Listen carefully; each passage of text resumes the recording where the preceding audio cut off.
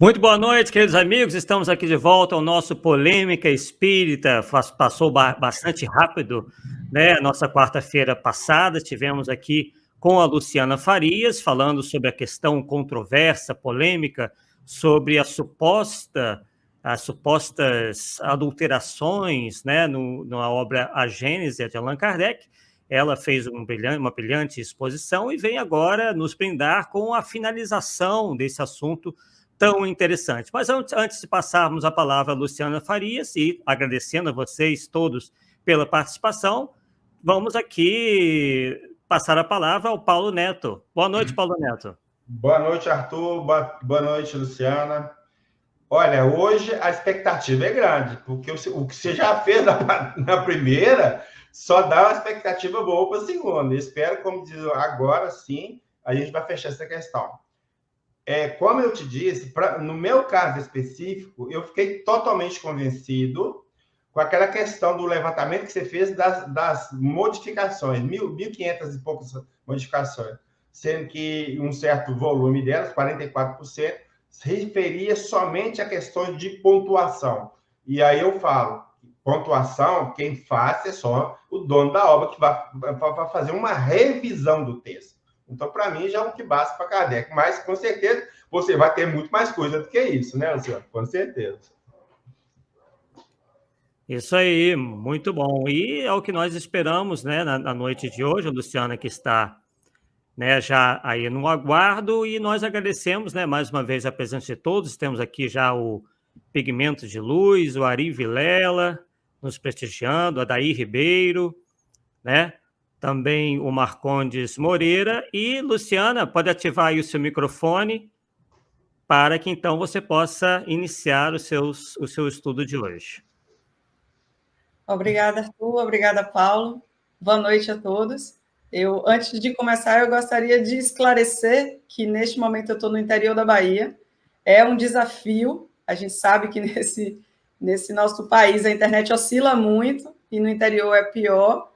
Então, pode acontecer de minha voz falhar, pode acontecer de a câmera piscar, mas estamos aqui juntos para transmitir essa mensagem. Tudo ocorrendo como esperado, vai dar certo.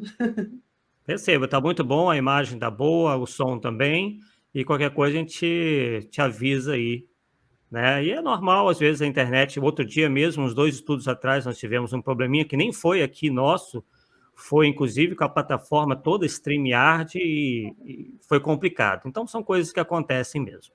Então, já vou aqui adicionar à transmissão os seus slides. Vamos lá. Obrigada. Então, vamos fazer, neste momento, a gente está na segunda parte, né, como o Arthur falou, sobre o Paulo também, de um estudo que a gente começou na semana passada a respeito da polêmica sobre a Gênese. Na semana passada, a gente tratou de por que a quinta edição? Por que a quinta edição deve ser a edição adotada? E essa semana a gente vai falar porque foi Kardec quem atualizou. Quem está aqui e não assistiu a semana passada, fica a sugestão. Assistam hoje, gostando do tema, gostando da apresentação, não deixem de ver o da semana passada para completar o entendimento. Hoje eu vou fazer algumas referências sobre coisas que eu falei na semana passada, mas a gente preparou o material de forma que o início, meio e fim está aqui, então vai fazer sentido para quem só veio hoje. Então, eu estava falando, eu vou retomar do início, sobre a polêmica da Gênese, que a gente falou na semana passada, e que essa semana a gente vai falar por que foi Kardec quem atualizou. Então, retrospecto do que foi dito, essa é uma polêmica que ela ainda não morreu. E por que ela ainda não morreu? Porque ela foi iniciada em 2017, quando disseram que a Gênese tinha sido adulterada no pós-Kardec. Mas ela foi esclarecida em 2021, quando se constatou por documentos que Kardec atualizou a obra.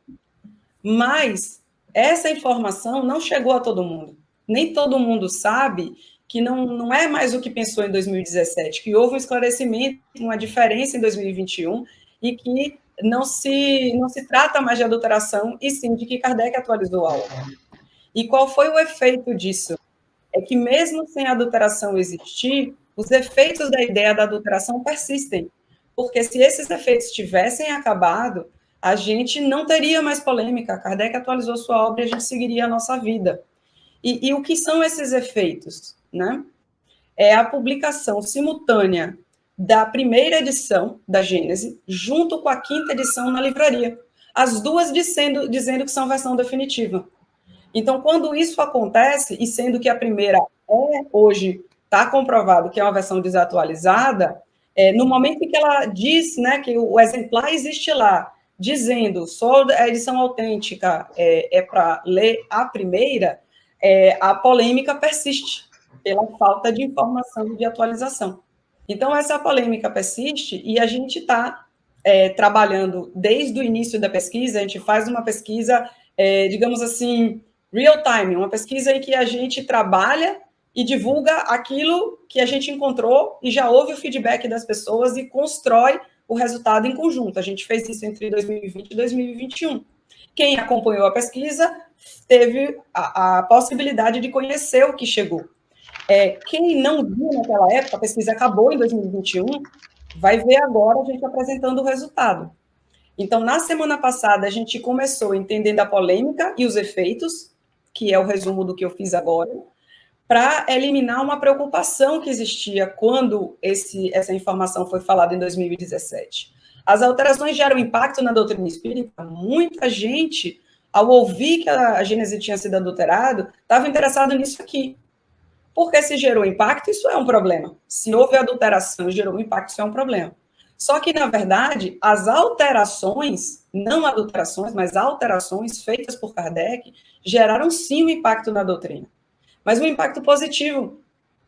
Novas informações foram trazidas, e são essas informações que a gente não vê ninguém falando. O que é que teve de novo na Gênese?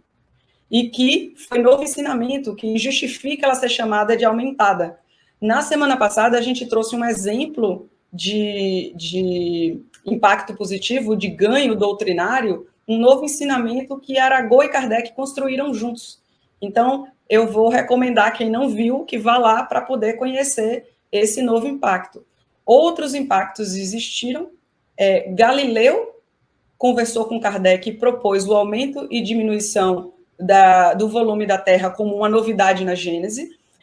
Também entrou um estudo da alma da Terra que Kardec fez e conseguiu o controle universal desse ensinamento, né, que ele veio estudando desde do Livro dos Espíritos, esse assunto da alma da Terra, e quando chegou na Gênese, ele já tinha informações suficientes para poder confirmar a resposta dele.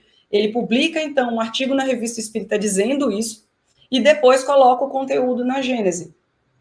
Então, esses são 3 dos conteúdos, tem um quarto, que é a parte da fotografia do pensamento, que também foi uma novidade que Kardec pesquisou, colocou na Revista Espírita, colocou na Gênese, e que Gabriel Delane, décadas depois, acho que menos de 2 décadas, acho que uns 15 anos, eu não estou com o número aqui de cabeça, publicou na revista dele, científica, Revista Científica Moral do Espiritismo, dizendo aquilo que Kardec provou em teoria na Gênese, os continuadores, fizeram experimentos práticos e comprovaram, realmente a fotografia do pensamento é um conteúdo novo, né?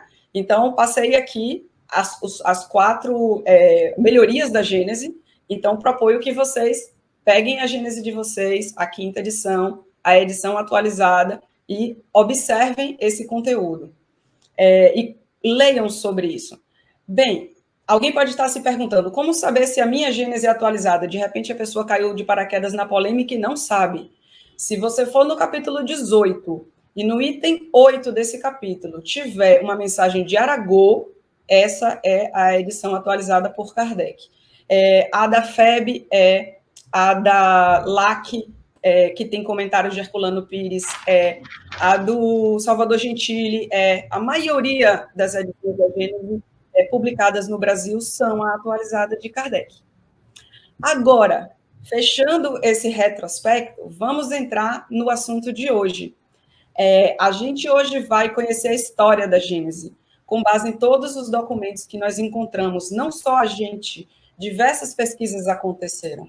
A Simone Privato pesquisou, o Charles Kempf pesquisou, o Paulo Henrique e o Lucas Sampaio pesquisaram, e a gente, todos trouxeram documentos que ajudaram a compor essa história. Então, a gente compilou o conteúdo completo na sequência cronológica para poder mostrar para vocês.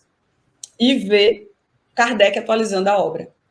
E, por fim, a gente vai explicar por que a adulteração nunca foi comprovada. Apesar de 2017 terem acreditado que a comprovação existiu, na verdade, não foi. E eu não vou dar spoiler agora, vou deixar para o momento em que a gente tocar no assunto. Então, eu peço, Paulo e Arthur, confirmem para mim, está tudo certinho? Estão ouvindo minha voz? Aqui para mim está tudo certo. Tudo certo. Maravilha. Inclusive, se você quiser ligar a sua câmera, nós estamos com as câmeras já ligadas. Então, eu vou voltar aqui. Oi, voltei.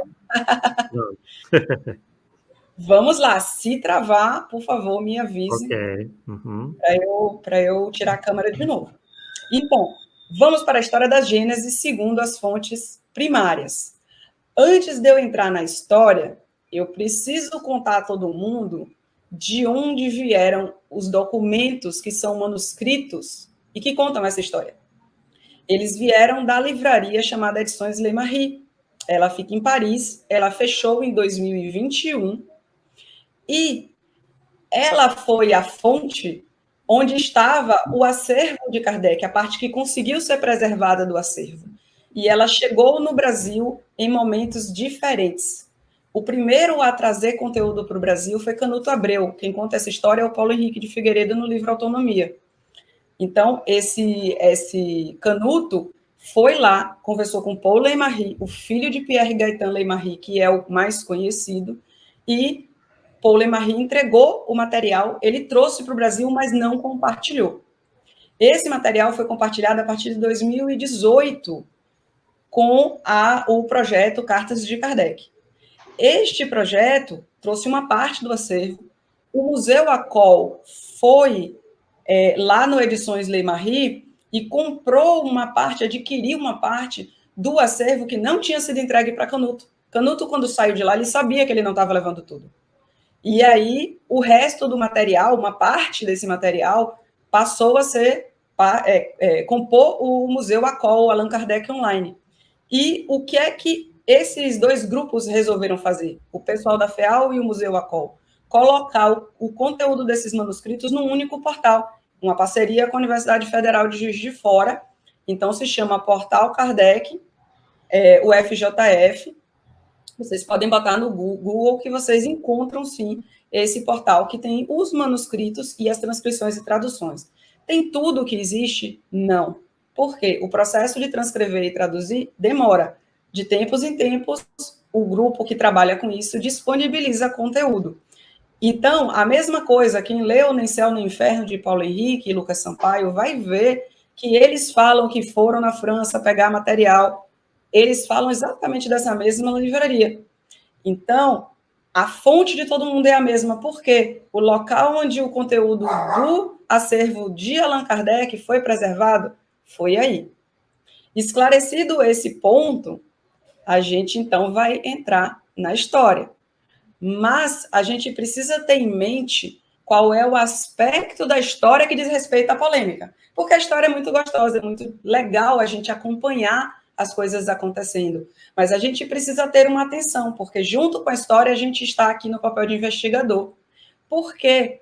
Porque a pergunta correta a ser feita em relação a esta polêmica, e eu falo disso na semana passada, eu falei na live passada, é preciso provar se Kardec atualizou ou não a obra em vida.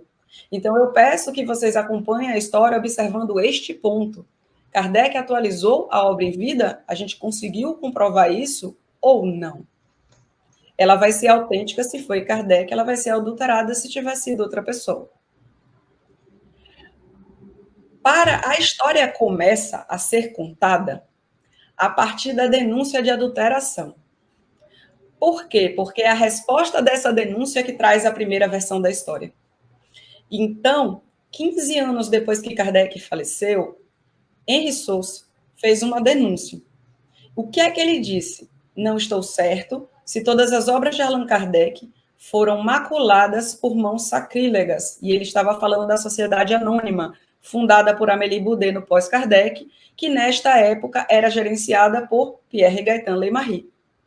Mas ele se deu conta, o Henri Sauce, mas me dei conta de que havia pelo menos uma, a Gênese, que havia sofrido importantes mutilações. Porém, o que ainda não tinha sido divulgado e veio quando a gente pesquisou foi que Henri Sauce mudou a postura dele. Em 1925, no Congresso Espírita Internacional, ele já não falava mais sobre mutilação da Gênese. Olha o que ele disse. Ele estava apresentando um trabalho que chamava Em Busca das Origens da Alma Humana. Então, no meio do trabalho, ele fala, mas vamos continuar nossas pesquisas e abrir a Gênese, a última obra publicada, revista e corrigida por Allan Kardec. Ela deve nos dar o último pensamento do mestre sobre o assunto da alma humana. Então, dessa forma, Henri Sauce faleceu, se eu não me engano, em 1926. Dessa forma, no final da vida, Henri Sauce fala publicamente o último pensamento dele, que a obra é de Allan Kardec. Isso esclarece que, mesmo ele tendo sido o autor da denúncia, ele mesmo deixou de considerar que a denúncia dele tinha fundamento. Mas, quando ele denunciou, as pessoas envolvidas no trabalho foram chamadas para depor, para testemunhar o que aconteceu. De que forma? A Sociedade Anônima, ao receber aquela denúncia, chamou o tipógrafo.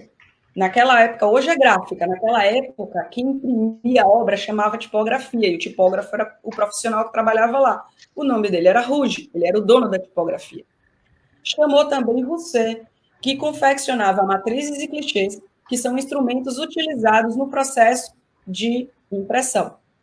E chamou Delian. Na verdade, Delian não foi chamado pela Sociedade Anônima, Delian foi chamado por outros espíritos que gostariam de ouvir a opinião dele. Por que ele? Porque ele era o secretário de Allan Kardec.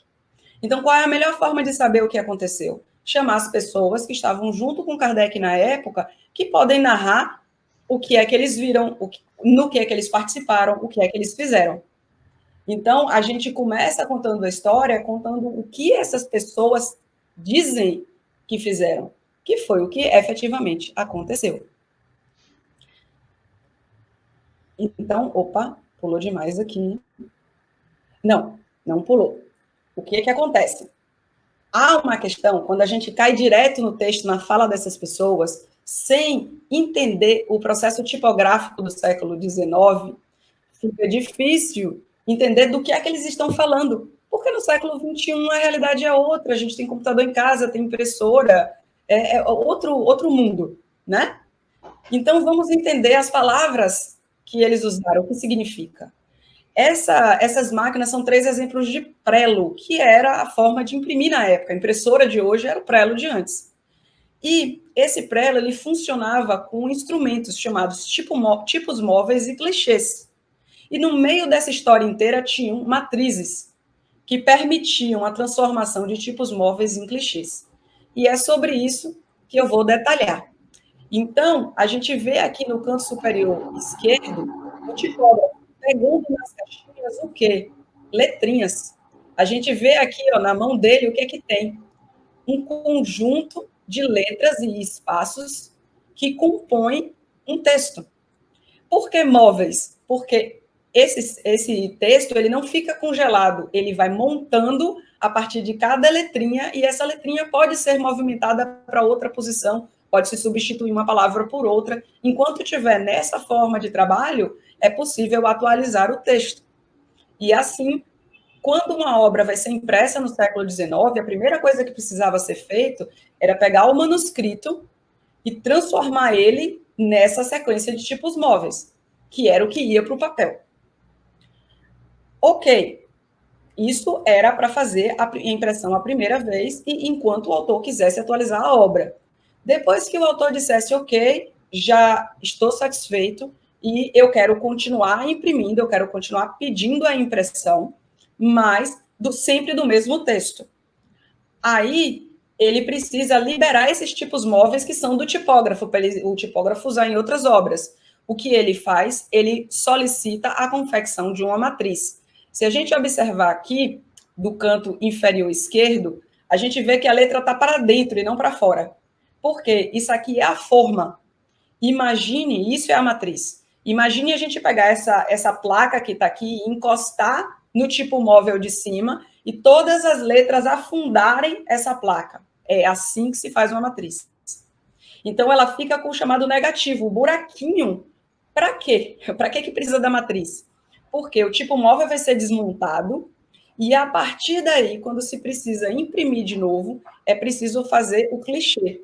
Então, joga metal nesses buraquinhos, aquilo vira uma placa fixa com as letras presas naquela sequência, e aquele clichê é que é utilizado para poder prensar no papel.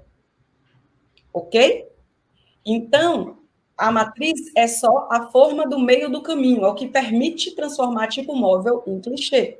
E o dono da obra, ele passa a ter o clichê.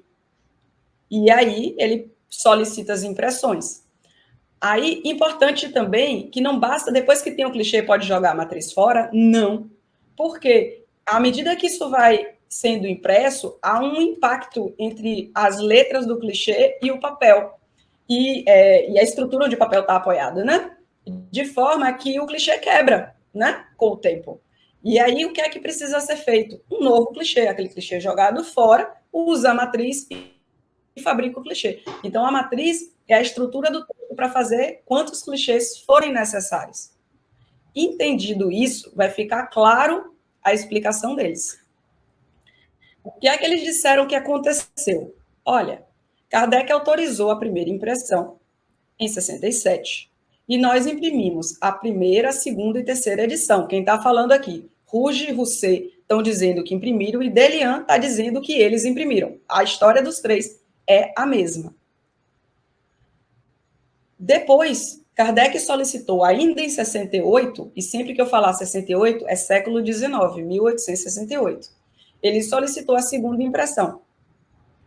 E, em agosto, a gente começou a imprimir, e imprimiu até março de 69. Isso disse Rouge. Olha, eu imprimi de agosto de 68 a março de 69. E eu passei meus tipos móveis para Rousset fazer matrizes. Rousset diz, eu fiz matrizes a partir da obra atualizada por Allan Kardec. Eu tenho, inclusive, os recibos desse assunto, dessa contratação. E foi o próprio Kardec que me pagou no final do ano de 68. Isso feito, Rouge disse e Delian confirmou. Nós imprimimos a quarta edição, a quinta edição e a sexta edição atualizadas a partir dessa segunda autorização de Kardec. Você, então, volta para contar a história, concluir a história. E diz, olha, eu não fiquei com as matrizes, eu usei essas matrizes para fazer clichês. Quando? Em 3 momentos. Primeiro, em 1877 e 1879, foi solicitado para mim os clichês só de alguns capítulos da Gênese, que eram os que iam compor brochuras, que são pedaços do livro que são encadernados e vendidos separadamente. Em 77, dos fluidos, e em 79, o esboço geológico da Terra. Então, ele já tinha os clichês desse pedaço do livro. Em 1883, eu terminei de fazer de todos os outros capítulos, exceto aqueles que eu já tinha feito.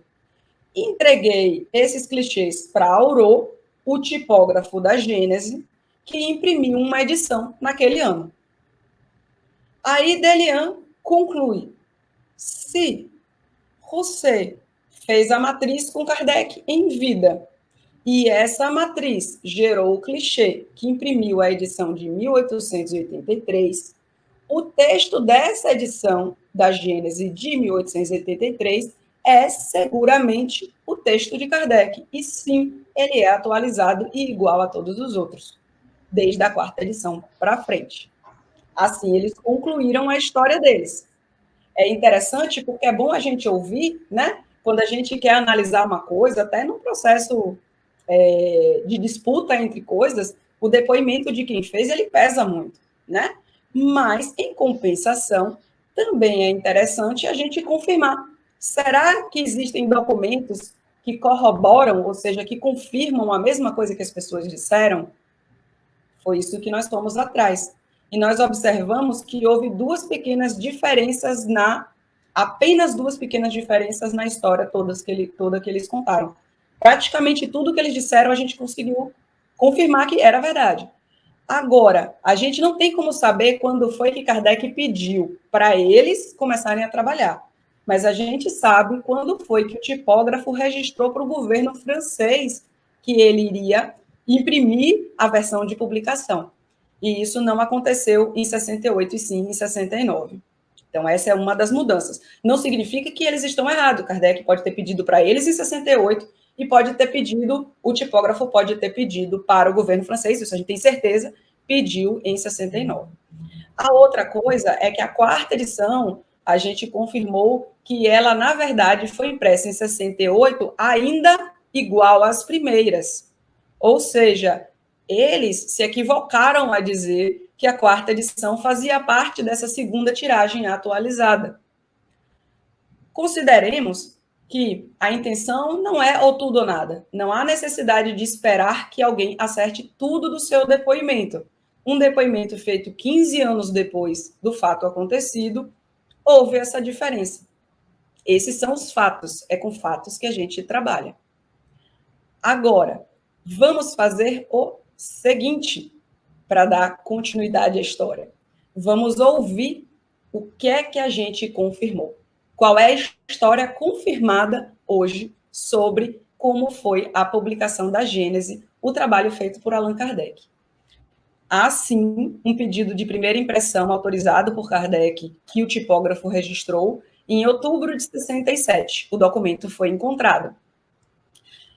No início de 68, em janeiro, foi feito o depósito legal, que era um outro rito. Tanto a autorização de impressão para o governo quanto o depósito legal eram ritos jurídicos pelo controle tipográfico, controle de impressão de obras da época. Achou, então, o documento dizendo, olha, foi aqui feito o depósito legal. Sim, era a Ana Cristina Lima, onde ela pergunta o seguinte: a introdução foi mantida a mesma nas obras 1868 e 1869? A resposta é sim. A única coisa, para não dizer que não houve mudança, a palavra escrituras, que é falada na introdução, estava sem o acento, e isso foi corrigido na edição de 1869. Mas não foi feita uma nova introdução, não. Então, o que é que a gente conseguiu confirmar nas nossas pesquisas? Praticamente tudo da história deles. E lembrando, isso se refere a um conjunto de fontes primárias de diversos pesquisadores. Então, a gente colecionou tudo para chegar a esse resultado. Foi encontrado, sim, o pedido da primeira impressão autorizada por Kardec, feito pela tipografia em outubro de 67. Foi encontrado também o primeiro depósito legal, que foi feito em janeiro, que fazia parte da tramitação burocrática da lei para impressão no século XIX. Em seguida, foram publicadas a primeira edição em janeiro, a segunda em fevereiro, a terceira em março, e a quarta também em 1868, embora a gente não tenha conseguido localizar qual mês. E a gente observou também que, em paralelo, né, com essas reimpressões, né, com essas novas edições com o mesmo conteúdo, que a gente hoje chama de reimpressão, Kardec estava atualizando a obra, e a gente achou documentos desde do primeiro pensamento dele até o momento onde ele diz que a obra já estava com a tipografia sendo reimpressa. Lembrando, reimpressa naquela época era diferente de hoje. Cada vez que ele mandava para a tipografia imprimir, ele chamava de reimpressão. E que estava, então, na tipografia em setembro. A gente também, Rousset fala, né, que fez as matrizes no final do ano, corroborando com a ideia de que se estava em setembro e ele disse que fez no final do ano, com a nova edição, isso seria perfeitamente factível, né? Também identificamos aqui a segunda impressão autorizada por Kardec, a tipografia registrou para o governo em fevereiro de 1869. Em março, Kardec faleceu. Nós observamos, foi observado, né, que não houve depósito legal dessa obra, ou seja, esse depósito que foi feito em janeiro, correspondente à primeira impressão, como deveria ter sido feito. Mas apareceu, sim, a edição atualizada, a quinta e a sexta. A quinta edição, a gente encontrou uma de 69, e a gente também detectou um documento, a gente localizou um documento que dizia que tanto a quinta quanto a sexta edição haviam sido publicadas, sim, em 69.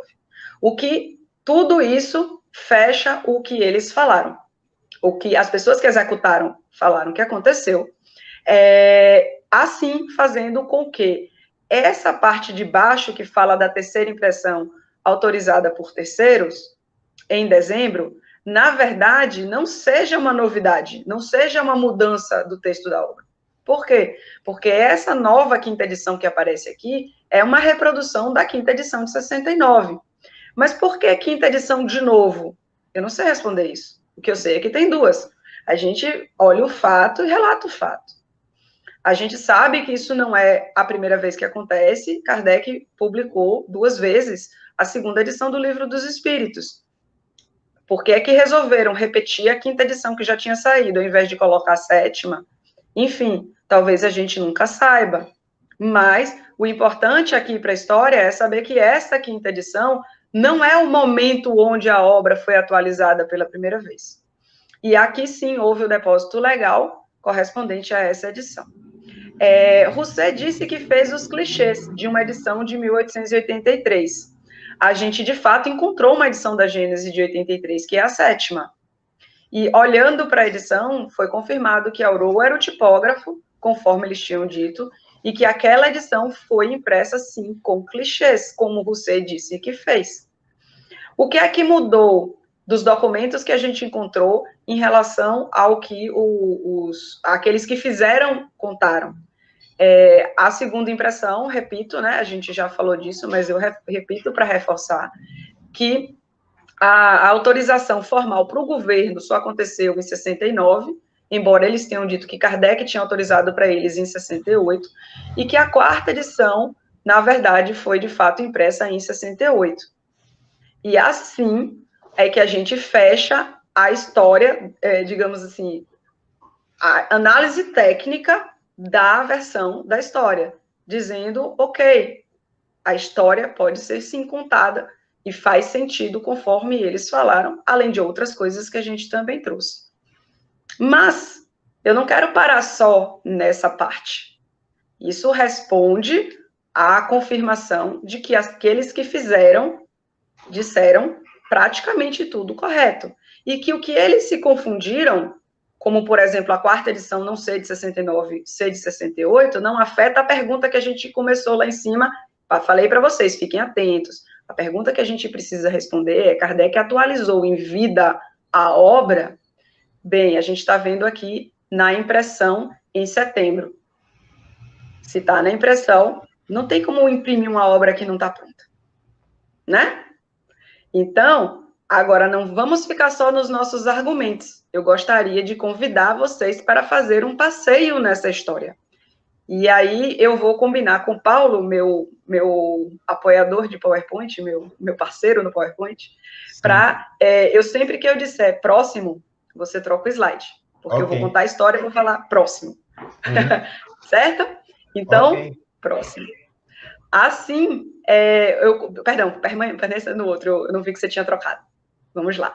Então, assim, eu vou convidar todo mundo, a gente vai se transferir para 1869 e acompanhar a sequência dos documentos à medida que eles foram divulgados ou que eles foram escritos aonde? Nos bastidores da codificação. Porque a gente vai acompanhar Allan Kardec e outras pessoas fazendo coisas naquela época e documentando aquilo para que a gente possa saber a história. Então, vamos lá? Próximo. A gente começa... Tá, perdão. A gente começa a história em dezembro de 1866, com Kardec escrevendo uma nota no manuscrito. O manuscrito original, onde ele estava complementando em dezembro de 66, é de janeiro de 60. Foi escrito na casa do senhor Forbes e o médium era a senhora Forbes. E o conteúdo desse manuscrito falava das durações dos meus trabalhos, no caso dos trabalhos de Allan Kardec. E ele inclui essa nota dizendo: tendo eu publicado 4 volumes substanciosos, sem falar em coisas acessórias, em 66 já tinha saído o Livro dos Espíritos, o Livro do Médio, Céu e Inferno, Evangelho, e tinha saído também o que é o Espiritismo na sua mais simples expressão, etc. Então, é disso que ele está falando. Os Espíritos solicitaram para que eu publique a Gênese, em 1867, antes das perturbações. Durante o período da grande perturbação, terei que trabalhar nos livros complementares da doutrina, que não poderão aparecer senão depois de forte tormenta, e para as quais me são precisos de 3 a 4 anos. Isso nos leva, o mais cedo, a 1870, isto é, em torno de 10 anos.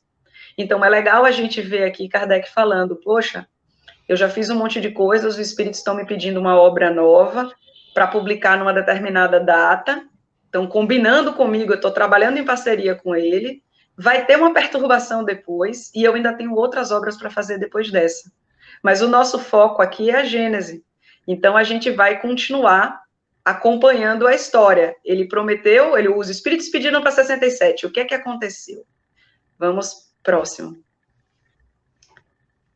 Então, a gente vê, em setembro de 67, Kardec falar de uma nova obra, aonde, num artigo da Revista Espírita chamado Caráter da Revelação Espírita, e ele diz, esse artigo é extraído de uma nova obra que neste momento se acha no prelo, e que aparecerá antes do fim do ano. Opa! Final de 1867, nova obra, a Gênese, esse caractere é o primeiro capítulo. E aí ele fala que vai ser no mesmo formato e volume do Céu e o Inferno.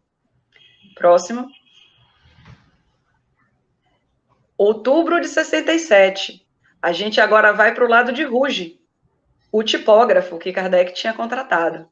E a gente encontra ele declarando lá para o Ministério do Interior que ele iria fazer a primeira tiragem da obra A Gênese, os Milagres e as Predições segundo o Espiritismo, de Allan Kardec. Próximo. Em novembro de 67, lembrando sempre, a revista é sempre escrita no mês anterior para ser vendida no mês seguinte. Então, assim que o tipógrafo fez aquele registro, ainda no mesmo mês, Kardec escreveu na Revista Espírita, que saiu em novembro para todo mundo. No prelo, para aparecer em dezembro, a Gênese, os Milagres e as Predições segundo o Espiritismo. No prelo, a gente viu o prelo, estava lá na tipografia. Próximo. Chegou dezembro, o mês anunciado para o lançamento da Gênese. Kardec escreve 2 artigos na Revista Espírita. Algumas palavras à Revista Espírita pelo jornal Exposição Popular Ilustrada, onde ele fala que as questões dos milagres, a questão dos milagres é tratada de maneira completa e com todos os desenvolvimentos que comporta na segunda parte da nova obra que publicamos, sobre o título de A Gênese dos Milagres e as Predições segundo o Espiritismo. Ainda nessa edição, nesse número da revista, o Homem à Frente à História, ele fala, do ponto de vista da ciência, o artigo toca em alguns pontos fundamentais da doutrina exposta em nossa obra sobre a Gênese. Kardec disse que estava no prelo, disse que ia publicar em dezembro, escreve dizendo, citando a Gênese. Só tem um detalhe. O que é que não aconteceu? A Gênese não foi publicada em dezembro de 67. Ele se adiantou, falou como se fosse, porém ele não conseguiu cumprir o prazo. E a gente vai ver aqui na sequência que a Gênese atrasou. Próximo. em 4 de janeiro de 68, foi que finalmente a tipografia Rouge declarou para o governo francês, entregando um exemplar, um conjunto de exemplares, a Gênese, o Milagre e as predições segundo o Espiritismo. Esse é o depósito legal. Ele fez. E aí, foi agora que a Gênese vai ser, de fato, publicada. Próximo.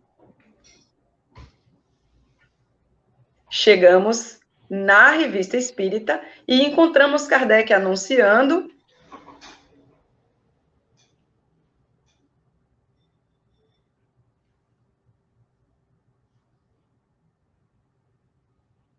Oi.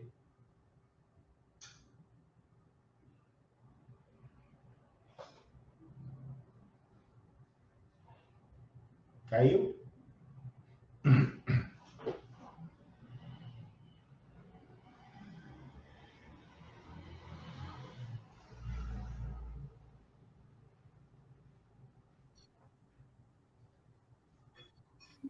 Voltou, Luciana. Oi, tinha travado? Travou. Gente, Travou um pouquinho. eu não 30 segundos. Eu não consigo. Então a gente vê aqui... Perfeito. Então, assim que saiu, a tipografia Rouge divulgou, depositou, em 6 de janeiro de 68, começou a venda da Gênese. Então, Kardec anunciou na Revista Espírita a Gênese, os Milagres e as Predições segundo o Espiritismo. Agora sim, em janeiro, está à venda. Então, a gente vê aqui que houve uma mudança na sequência. Ele achou que ia sair em dezembro, anunciou que ia sair em dezembro e ele não conseguiu cumprir o prazo. Ele sozinho, não. Ele, junto com tipografia. A gente sabe que, às vezes, as coisas não acontecem como a gente planeja. A gente está aqui numa live, não era planejado assim, mas a gente está fazendo acontecer e está tudo bem. Então, a gente vê que, de fato, Kardec não se furtou de falar sobre a obra como se ela estivesse sendo publicada, ainda que ele não tivesse certeza se ia dar certo. Então, próximo.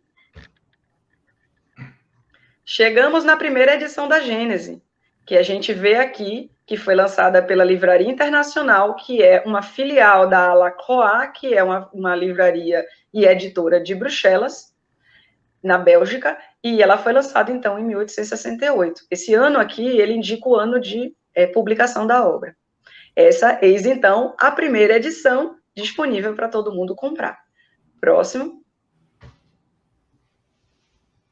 Em fevereiro de 68, no mês seguinte do lançamento da Gênese, ele já anuncia a segunda edição. Estando quase esgotada a primeira, nesse momento procede-se a tiragem da segunda edição, na qual não foi feita nenhuma alteração. O que a gente vê aqui? A Gênese fazendo sucesso. Em um mês acabou a edição. Na época de Kardec, era diferente de como é hoje. Hoje, só muda o número da edição quando você mexe no texto. Lá, acabou os exemplares que estavam nas livrarias, precisa de mais, ele troca o número da edição, e aí ele lança, né, disponibiliza uma nova edição, mas com o mesmo conteúdo. E ele avisou as pessoas, olha, essa segunda edição é apenas a reprodução das anteriores. Próximo. Em fevereiro de 68, a gente vê Kardec fazendo outra coisa. Lembra que ele tinha colocado lá, em setembro de 67, um artigo na Revista Espírita chamado A Caráter da Revelação Espírita? E falando que ia ter uma nova obra?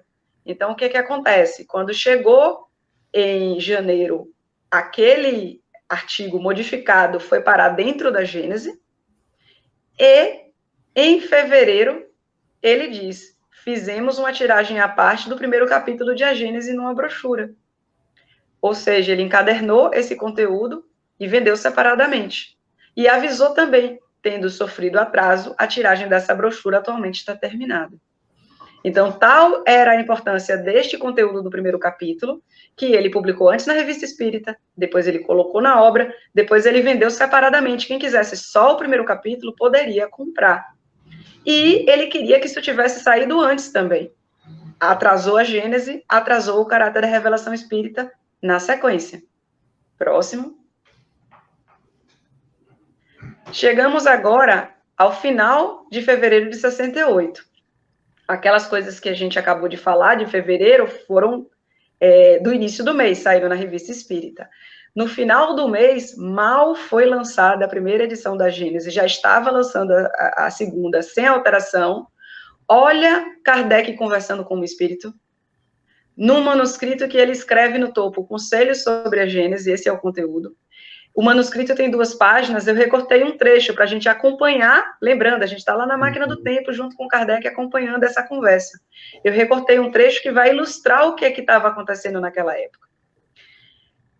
Kardec, então, pergunta para o Espírito, na reimpressão que vamos fazer, gostaria de acrescentar algumas coisas, mas sem aumentar o volume. Você acha que há peças que poderiam ser removidas sem inconvenientes?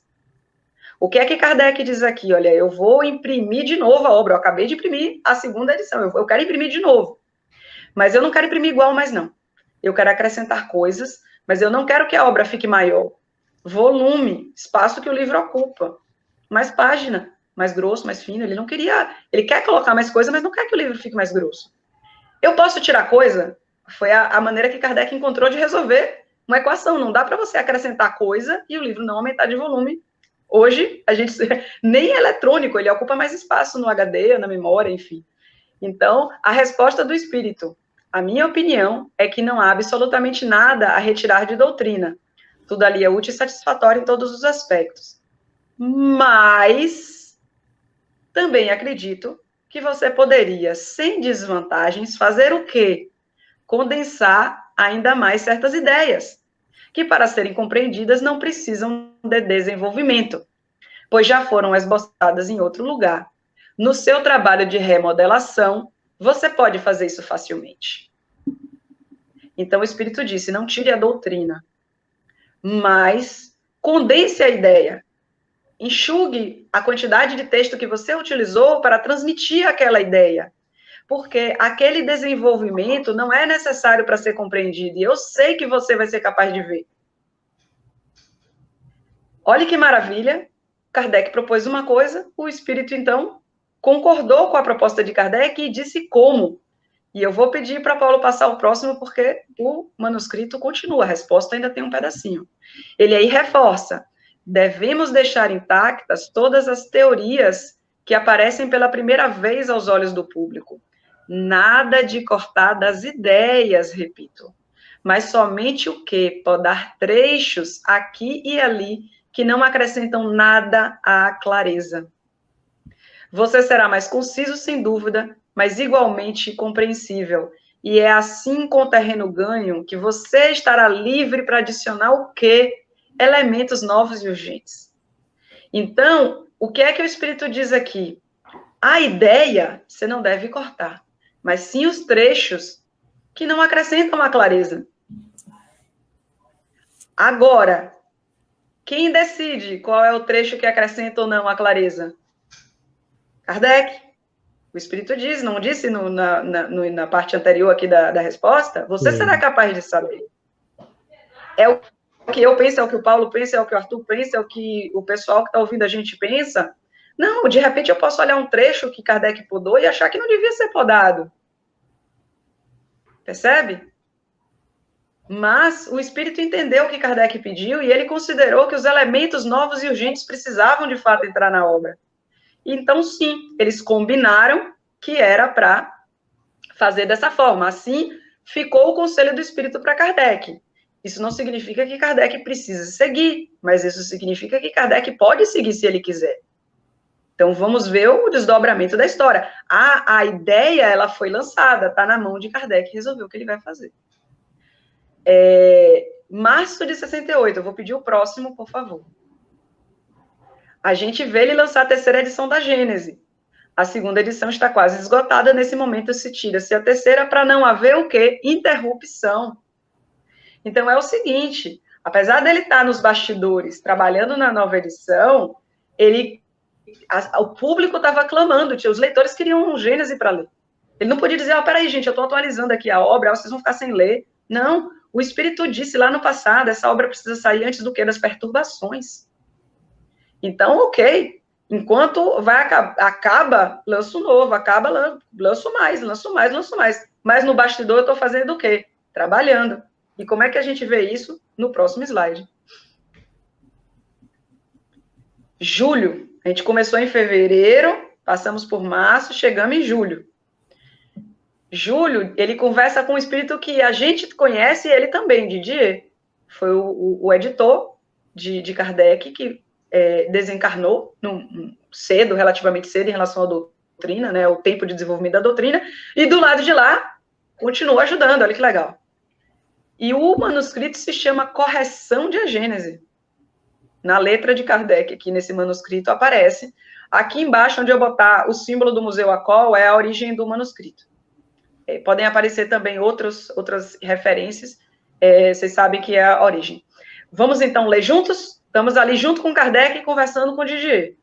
Como estou, de certa forma, aqui é Didier falando, de certa forma, mais na profissão do que meus colegas de espaço, serei eu, Didier, se você me permite, querido mestre, que falarei aqui em nome deles. Você diz com razão, nós o ajudamos nessa revisão o máximo que podemos. E tanto por você, Kardec, quanto por nossas sugestões, você conseguiu, penso eu, tornar esses capítulos mais rápidos, sem alterar nenhuma ideia essencial. Esses são prolegômenos interessantes, sem dúvida, mas, no entanto, você, Kardec, ainda se beneficiará de um exame sério, eliminando desenvolvimentos que não são de necessidade absoluta. E, assim, conseguirá condensar uma quantidade maior de materiais no mesmo espaço. Você será mais substancial e permanecerá muito explícito. Continue assim e faremos um bom trabalho. Olha que legal ver Kardec conversando com Didier. Em fevereiro, a gente não sabe o nome do espírito, não tinha no manuscrito, o espírito sugeriu, condense ideias, Kardec, não corte, mas condense, pode ter eixos. Didier vem e diz, olha, a gente te ajudou, o máximo que a gente pôde, você também fez a sua parte, ouviu nossa sugestão e você realmente condensou. Então, não é mais uma sugestão, Kardec acatou a sugestão e é isso que está rolando aqui no diálogo. E que o espírito diz, legal o que foi feito até aqui, mas corte mais. A gente daqui está vendo sua obra e tem mais o que cortar. E você consegue condensar, continue, persista nesse caminho que você segue, que faremos um bom trabalho. Olha que bonito ver o trabalho conjunto, todos considerando que somam, não tem hierarquia, não tem privilégio, tem o que é encarnado e desencarnado trabalhando como se estivessem um do lado do outro. E assim a gente vê que o trabalho de atualização da Gênese avançava. Agora vamos para o próximo. Mas espera aí, antes de ir para o próximo, deixa eu voltar para falar uma coisa. Semana passada, a gente falou sobre supressões. Foi colocado que uma das questões tinha sido uma supressão de um texto da primeira edição, no capítulo 18, o item 20, que tinha sido publicado primeiro na Revista Espírita e depois na obra, e que Simone Privato entendia que não tinha razão doutrinária para poder excluir um texto que havia sido publicado na Revista Espírita, que havia sido, digamos assim, aceito pelo controle universal, por isso tinha ido parar na obra. Essa era a interpretação dela. Aí a gente viu que Kardec, sim, ele fez isso mais de uma vez. Então, não existia essa regra que Simone Privato pensou que seria a regra. Não, ela não existia. Para completar, a gente agora está no bastidor. A gente está em setembro de 68, vendo Didier falar com Kardec, tendo visto em fevereiro, sim, pode cortar. Eu estou vendo aqui coisa que pode cortar na obra. E ele não fala nada sobre, não corte o que não está no controle universal, o que está. Ele disse que são desenvolvimentos desnecessários. Então, não só a supressão poderia, sem problema nenhum, acontecer, mesmo de conteúdo que saiu na Revista Espírita, como era foco do trabalho de ambos, tanto de Kardec quanto dos espíritos. Para quê? Para a obra não aumentar no volume. Desejo dos dois. Um falou e o outro acatou. Veja que Kardec propõe, o espírito também aceita. E para quê também? Porque tinham elementos para entrar. E eu comecei a apresentação de hoje falando os 4 elementos, os grandes elementos que entraram, novos conhecimentos. Então, a gente aqui começa a ver a história casar. o estudo do conteúdo da Gênese e casar com o estudo da história. Agora sim, Paulo, por favor, próximo. A gente encontra em 68 também a 4ª edição da Gênese. Na folha de rosto a gente vê o ano. Continua sendo a Livraria Internacional, filial da Lacroix, fazendo a impressão em 1868. Isso é o fato. Quando saiu a 4ª edição? 1868. Próximo. Avançamos para setembro. Então, fevereiro, manuscrito, julho, de novo, manuscrito, setembro. Aqui, a gente vê a comunicação de Kardec com Arago. A gente viu na semana passada, eu não vou me alongar, convite para as pessoas para irem lá ouvir a explicação completa, leitura tanto de trechos da Gênese como de Arago, fechando o entendimento dessa comunicação. Mas ela entra aqui para lembrar que não só espíritos conversaram com ele, dando ideias gerais do que mexer. Alguns espíritos deram o conteúdo novo. Arago ditou uma comunicação, Kardec mexeu nessa comunicação, Arago elogiou o trabalho de Kardec de ter mexido, propôs colocar na Gênese, e a gente vê na Gênese exatamente o mesmo texto, com a conclusão, solidariedade das revoluções morais e materiais, que é o que o Arago diz. Você mostrou a solidariedade das revoluções, a gente chega lá e vê Kardec mostrar essa solidariedade. Então, a parceria era de diversas frontes, vindo de diversos espíritos, para acontecer. Além desse manuscrito de Arago, a gente também tem, e esse manuscrito, eu já ia esquecendo de falar, Arago também propõe a inclusão de uma nota de rodapé num outro capítulo. Temos também o manuscrito de Galileu, conversando com Kardec sobre o aumento e diminuição do volume da Terra, dizendo a ele, coloque na sua nova obra. Olha que interessante. 2 dos aumentos da obra, e aqui não cabe dizer se era doutrinário ou não, porque se você for na introdução da Gênese, alguém perguntou, a introdução foi atualizada? Não, não foi. E lá explica que dentro daquela obra tinha doutrina e hipótese. Então, era possível colocar hipótese na Gênese? Era. A obra tratava das duas coisas. Era possível vir informações científicas, também informações especificamente sobre o espiritismo. Essa obra se propunha a esse conteúdo. E tá tudo bem. E aí, a gente então vê esses ganhos e, deixa eu ver se teve mais alguma comunicação. Não que eu me lembre. Então, vamos pro próximo. Agora é Kardec falando com encarnado. Vocês estão me ouvindo? Sim. Mudou? Perdão. Não percebi que mudou, de fato mudou. Agora é uma carta que ele escreve, né? Para um encarnado. Não está anotado aqui o nome, mas a intenção dessa conversa, eu acho até que não tem o nome na carta, em que ele fala com o Senhor que estava intermediando a tradução da nova edição da Gênese para o alemão. A pessoa queria fazer a tradução, pediu uma obra de Kardec para tradução, e Kardec propôs que a tradução fosse não só da Gênese, mas sim dessa nova edição da Gênese.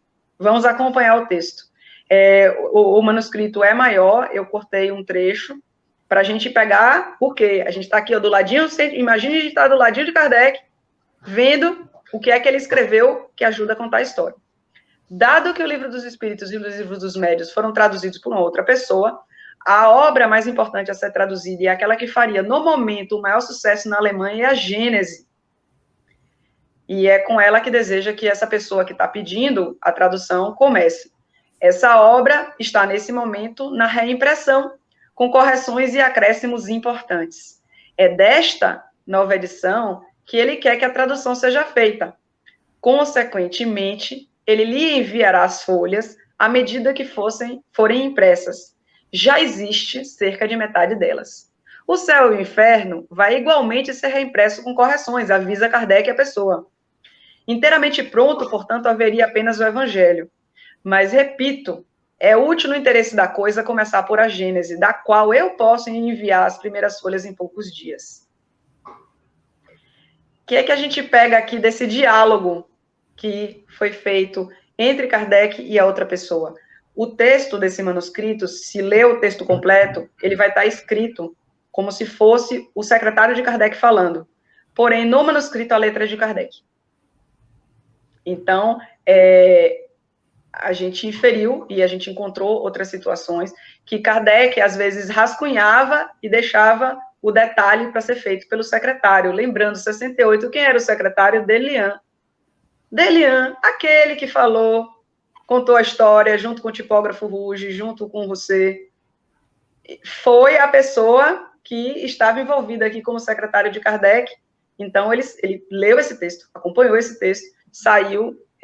A gente está inferindo, já que está na terceira pessoa, com a letra dele, que passou a limpo o rascunho de Kardec e enviou para a pessoa. Então, o que é que a gente vê aqui? O que é que interessa a Gênese?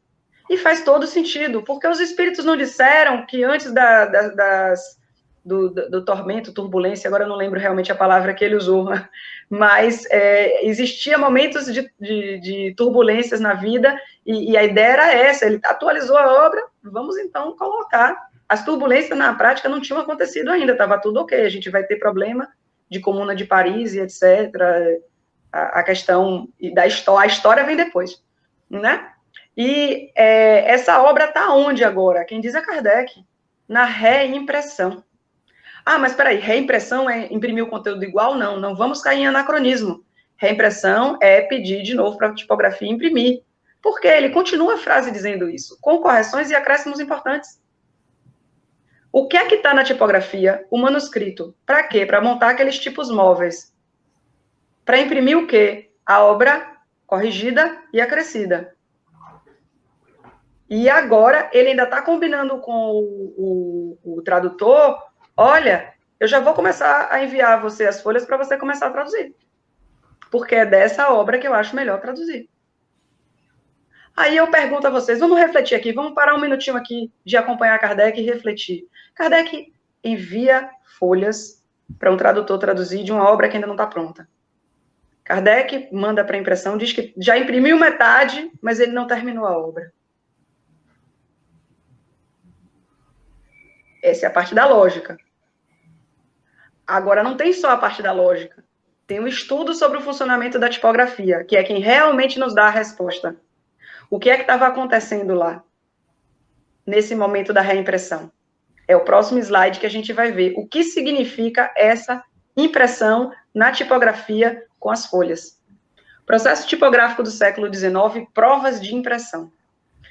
Bem, hoje, o autor envia o texto digitado no Word para a editora. O texto dele está lá. Diagrama, etc, etc. O texto dele foi já eletrônico. Na época, Kardec enviava manuscrito. E a gente está vendo na tela o quê? A letrinha. Para o manuscrito virar esse conjunto de letras, que é montado pelos tipos móveis, alguém lê o texto dele e coloca a letra. Alguém precisa conferir que esse texto que foi feito corresponde ao manuscrito. É isso que o autor faz. Então, é preciso imprimir, vai para o autor, ele confere com o manuscrito e dá ok, ou sugere mudanças, porque não houve um correto entendimento. Nesse momento, se ele quiser mexer na obra, ele pode? Pode também. Fica a critério do autor. Agora, além de ver aqui, esse exemplo da esquerda é um processo de revisão de prova da Revista Espírita.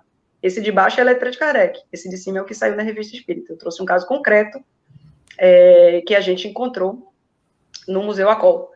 E, além de ter esse elemento, a gente tem Kardec conversando com Bonamy. Então, agora saímos lá da conversa com o alemão, vamos ouvir o que Kardec falou para Bonamy em outubro de 68.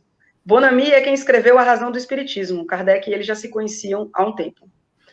Ele aí explica, lá no meio da conversa, como as correções são pagas separadamente quando a irregularidade de um manuscrito exige muito, acontece às vezes de dobrar os custos de impressão. Portanto, é essencial que o manuscrito seja copiado de maneira legível e correta, antes de enviar para a tipografia. Se eu não tivesse feito esse trabalho para o seu livro, o tipógrafo nunca teria chegado ao fim. A obra teria um aspecto completamente diferente para o leitor, que certamente a teria prejudicado. Apesar disso, dele ter feito o trabalho para Bonamy. A correção das provas foi muito difícil, e os custos de retrabalho que elas exigiram foram de um valor aqui, que seriam de apenas 1/4, com um manuscrito correto. Então, a gente pega o exemplo dele conversando com o Bonamy e pensa, Kardec diz que manda manuscrito copiado de maneira legível e correta. Esse é o conselho que ele dá para Bonamy. Para quê? Porque ele quer pagar o mínimo possível nessa etapa.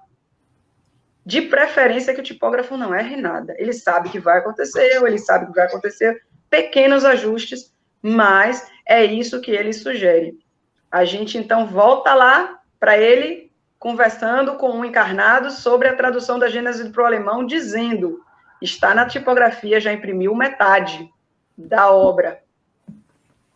A obra estava sendo impressa naquele momento para as provas de impressão.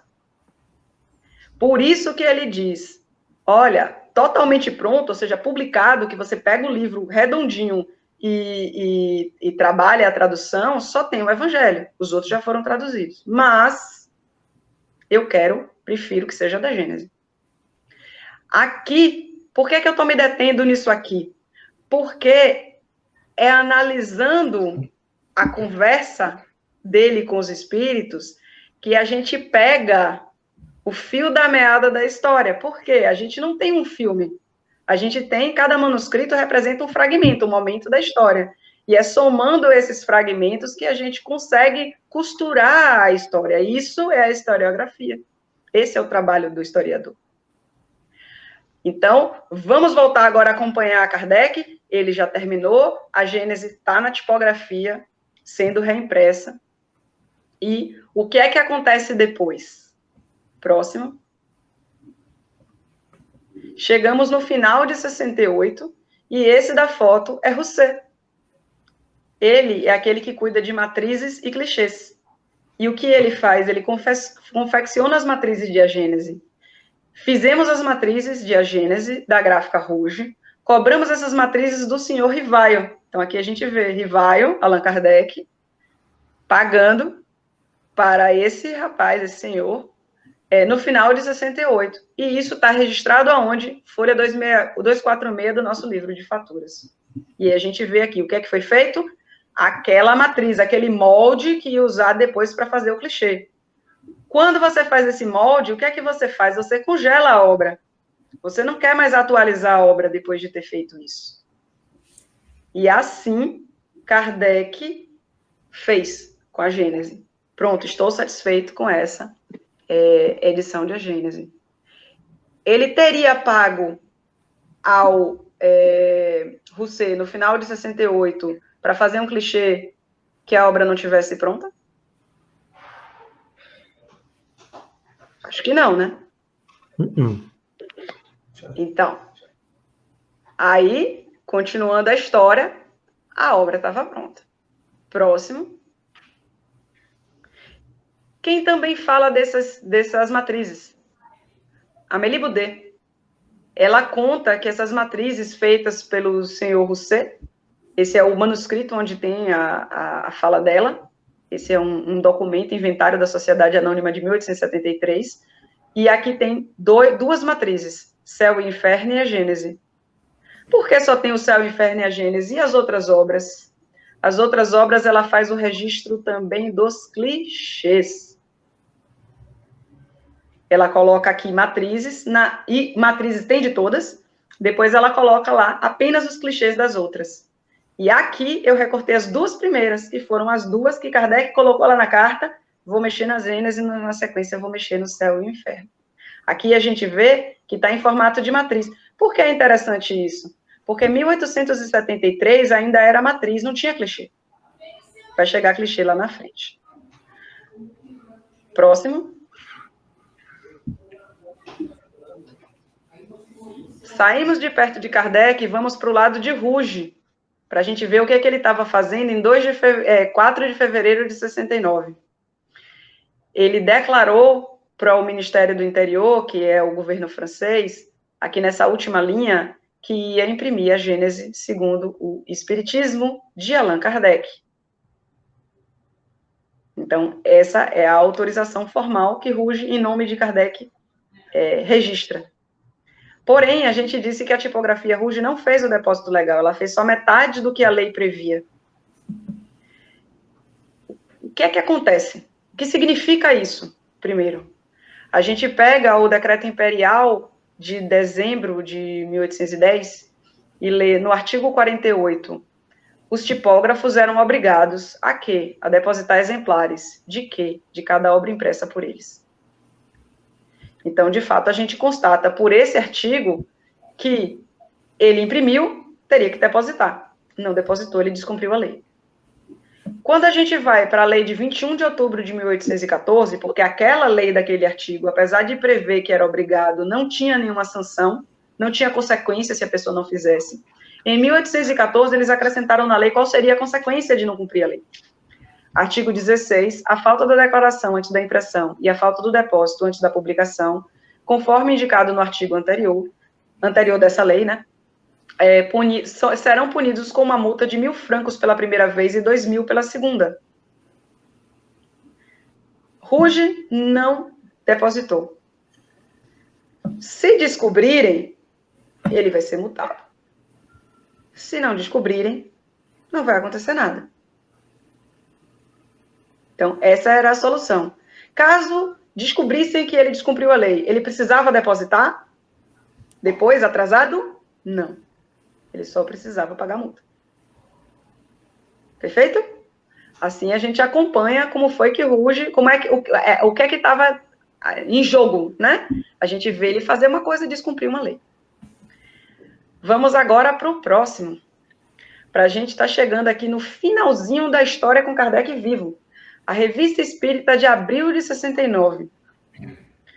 Foi o último número da Revista Espírita que Kardec escreveu em março. E ele escreve um artigo Profissão de Fé Espírita Americana. O Espiritismo não admite milagres, no sentido teológico da palavra. E aí explica uma série de coisas e diz, vide para o desenvolvimento completo dessa questão, a segunda parte de A Gênese, os milagres e as predições segundo o Espiritismo.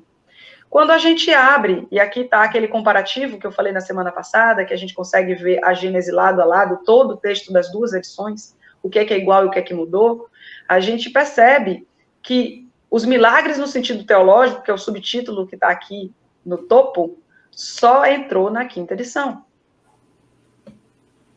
Então, Kardec fala, não admite os milagres no sentido teológico e fala para ir ver a Gênese. Ele está falando da quinta edição, que é onde tem isso. Mas a quinta edição tinha saído, ele não anunciou. Ele anunciou como ele fez lá em dezembro de 67. Ele colocou o anúncio. O que é que a gente sabe aqui? Que ele cita a obra nova, do mesmo jeito que ele fez lá no passado. Percebe? Agora, o que é que aconteceu depois, seguindo a história? Próximo. Kardec faleceu em 31 de março de 69, ou seja, ele faleceu antes mesmo desse número da Revista Espírita ser distribuído. E depois? Próximo. A gente encontra a Gênese. Os milagres e as predições segundo o Espiritismo. Escrito o quê? Nesse primeiro retângulo em vermelho à direita. Quinta edição, revista corrigida e aumentada. Quem publicou? A Livraria Espírita de Ciências Psicológicas, a livraria que Kardec anunciou também naquela revista espírita, no último número, que seria a inauguração em abril. Então, esse foi a segunda obra publicada por essa livraria, no ano de 1869, por Ruge. O conteúdo é exatamente igual a todas as edições que vieram depois. Próximo. Nós agora sabemos que saiu em 69, que Kardec pediu, que foi para impressão, que foi feita uma matriz e que foi feita a autorização para o governo francês. E nós sabemos que Kardec falou dessa edição. Mas quando ela saiu, já que Kardec não anunciou? A gente, então, encontra a venda em 1º de junho de 69 a brochura do primeiro capítulo. Caracteres da Revelação Espírita. Estava à venda a partir de 1º de junho. Que versão? A atualizada, exatamente igual ao texto da 5ª edição. Aí, o que é que a gente conclui? Próximo. Seguindo a ordem de publicação, ele publica a Gênese atualizada, depois o Caracteres da Revelação Espírita. A Gênese foi publicada em 6 de janeiro. Em fevereiro, ele disse que o Caracteres atrasou e tem o texto igual ao da Gênese, 1ª edição.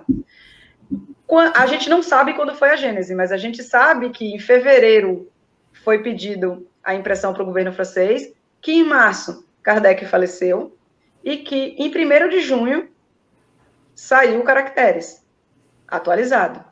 Então, entre a morte de Kardec em abril e o 1º de junho, então, entre abril e maio, a Gênese foi publicada.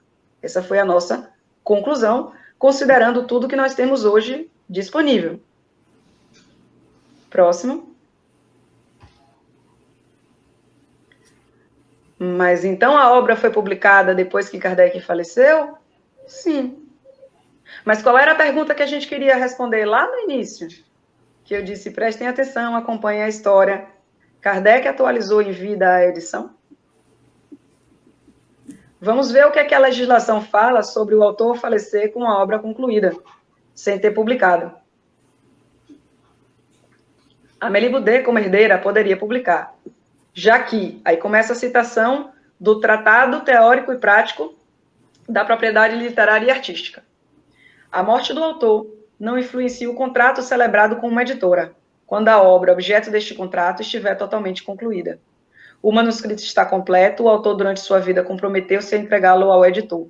Seus herdeiros estão, obviamente, vinculados à mesma obrigação. A editora era a Livraria Espírita de Kardec.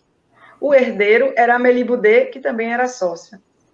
Kardec concluiu, fez o clichê, ou fez a matriz, etc. Chegamos aqui, encontramos a 5ª edição publicada. Essa é a sequência da história. Amélie Boudet poderia fazer esse trabalho? Poderia, está tudo absolutamente dentro da lei. Não só ela poderia, como ela era vinculada, se tornou não um direito, mas sim uma obrigação, que foi corretamente cumprida. Próximo. Quando eu estava lá contando a história, agora a gente pula um pouco no tempo, vai para 1873, eu disse, olha, a gente encontrou um documento que confirma o que eles disseram. A 5ª e 6ª edição da Gênese são de 69, não só a 5ª, que a gente encontrou o exemplar e viu na capa, como também a 6ª. Amélie Boudet, em 1873, criou esse documento, Inventário Geral. Foi onde ele botou as matrizes, botou os clichês, aquelas informações de matrizes, e colocou dizendo, o Céu e o Inferno saiu em fevereiro de 69, e a Gênese, 5ª e 6ª edição, saíram em 69. Esse é o relato de Amélie Boudet sobre o que aconteceu naquela época. A intenção desse documento era fazer um registro contábil e aconteceu um erro de lançamento contábil justamente nessas 2 edições dessas obras. E aí ela falou, a edição de fevereiro de 69 mudou o valor de tanto para tanto, explica a história do Céu e Inferno, e da Gênese mudou de tanto para tanto. Então, às vezes, a gente pega a história aqui, eu estou vendo a Amélie Boudet corrigindo um problema contábil, mas ela ajuda a gente a saber o que aconteceu lá no passado. Próximo. Isso aqui é um negócio bem legal. Eu achei bem inusitado quando foi encontrado. Porque eu, pessoalmente, gostaria muito de encontrar os manuscritos de Allan Kardec com pelo menos um capítulo da Gênese atualizada, né? Escrito lá, a gente encontrou manuscritos com trechos de diálogo. Mas a gente não encontrou esses manuscritos. Mas a gente também sabe que parte do acervo dele foi perdida. Nem tudo foi recuperado. O que apareceu no Museu Acol foi a capa de uma pasta de Allan Kardec. A capa vazia, sem conteúdo. O que é que tem na capa? Está escrito Previsões, 1868. Os cadernos daquela pasta vão até o fim de 1868. São 530 páginas. Cada página é cerca de uma página da Gênese. Seria legal encontrar o conteúdo, né? E os cadernos vão até onde? O fim de 68. Mas a primeira edição da Gênese saiu em janeiro de 68. Como é que você pode ter um caderno do fim de 68? Ou quando você tem um caderno do fim de 68, corresponde a que Gênese? Ao que aconteceu durante o ano de 68. Conversa com Aragô, conversa com Galileu, desenvolveu Alma da Terra, desenvolveu fotografia do pensamento, desenvolveu coisas a respeito do assunto. E o caderno corresponde, cada página, a uma página da Gênese. Então, deveria ter aqui o quê? A Gênese inteira. É o que eu consigo observar. Então, eu fiz questão de trazer a capa para compartilhar com vocês o quê? O fato que a gente tem. E é legal ver como Kardec organizava as coisas em pasta, etiquetada, escrita. Etiquetada não, perdão. Escrita, né? Olha a gente vindo para o tempo atual. Bem documentado como é que era, né? Então, vamos continuar. Próximo. Abril de 1883. Rousseau confecciona os clichês da 7ª edição da Gênese. Rousseau, então, disse: essas matrizes do final de 68 ficaram em nossos locais até abril de 1883. No entanto, fundimos alguns capítulos de 1877 e 1878. A tiragem das 2 brochuras que a gente viu. O resto foi fundido em abril de 83. Os clichês foram retirados do estabelecimento pelo motorista do senhor Aurora. Então, a gente consegue imaginar isso aqui acontecendo ao longo do tempo. Um tipógrafo, em 4 de abril de 1883. E posso proporcionar-vos todas as provas como evidência por ter conservado os recibos. Isso foi Rousseau falando em 84 sobre o que tinha acontecido no ano anterior.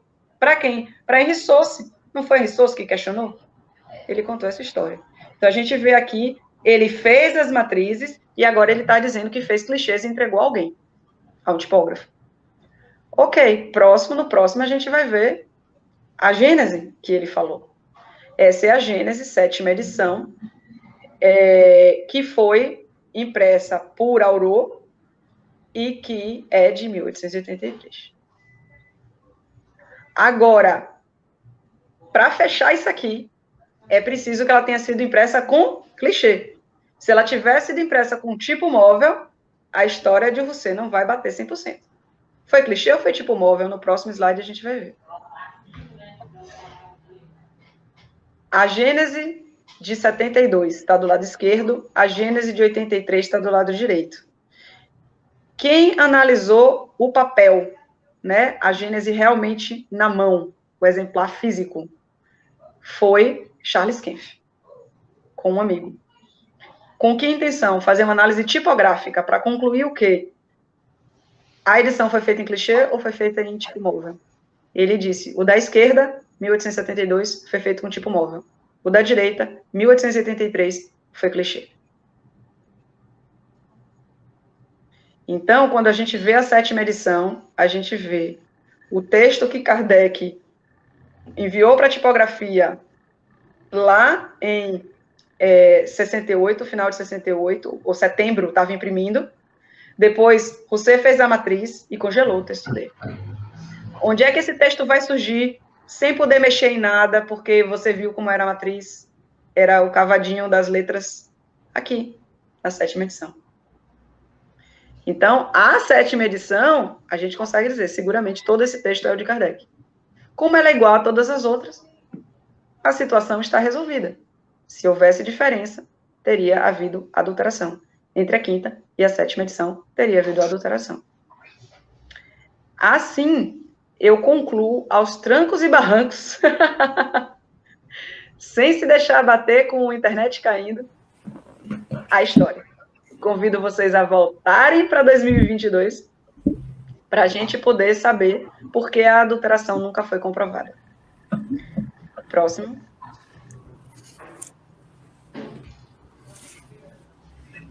A gente tem a versão inicial do texto, tem a atualizada, e a pergunta, Kardec atualizou a obra em vida? A obra é autêntica se foi Kardec, adulterada se foi outra pessoa. Isso era o que deveria ter sido comprovado, que a Kardec não atualizou a obra em vida, é isso que precisa ser comprovado, para a obra ser adulterada. Vamos observar aqui o que é que as pessoas disseram. Próximo. Essa carta que a gente leu sobre a tradução da edição da Gênese para o alemão, a negociação feita por Kardec, ela foi publicada pela primeira vez, ela é uma fonte primária, publicada pela primeira vez em Céu no Inferno. Nesse livro, Paulo Henrique e Lucas fazem uma análise de todos das fontes que eles possuem, certo? A gente viu juntos na história reimpressão, correções, acréscimos importantes, e concluiu que estava nas provas de impressão. Não foi isso que a gente disse? Mostrei o que era a prova de impressão, que Kardec só enviava a conversa com Bonamy. Essa é a nossa história. Agora vamos no próximo ver o que foi que Paulo Henrique falou, junto com Lucas. Explicação do manuscrito. No dia 25 de setembro de 68, Kardec envia uma carta a um intermediário interessado na tradução de suas obras. Essa carta que a gente viu.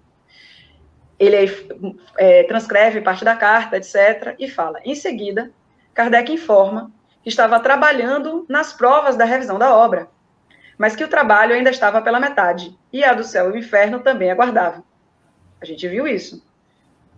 Ele chegou à mesma conclusão da gente, que a gente chama de prova de impressão, ele chama de prova da revisão da obra, é olhar se o manuscrito está igual ao tipo móvel, para poder dizer, ok, está pronto, pode imprimir para venda, né? E o trabalho, o quê? Da revisão da obra, né, da impressão para a prova, estava pela metade. Todavia, essa tradução da obra para o alemão por Bidet nunca aconteceu. Bidet foi a pessoa que se propôs a traduzir. E aqui acaba a análise deles do manuscrito. Ok. Mas o que significa a prova de revisão da obra? Kardec concluiu ou não concluiu a obra, uma vez que ele estava nessa etapa? A conclusão que ele bota é só a final. Ele não fala mais do manuscrito. E a conclusão final dele é, legalmente, as obras alteradas e com depósito posterior à morte de Rivaio não são de sua autoria. Alteradas e com depósito. Ou seja, alteradas posterior à morte. Espera aí. Estava na prova de revisão da obra. Ele estava com o manuscrito na mão, que demonstrava que Kardec havia concluído a obra e já tinha começado, junto com o tipógrafo, a publicação da atualização.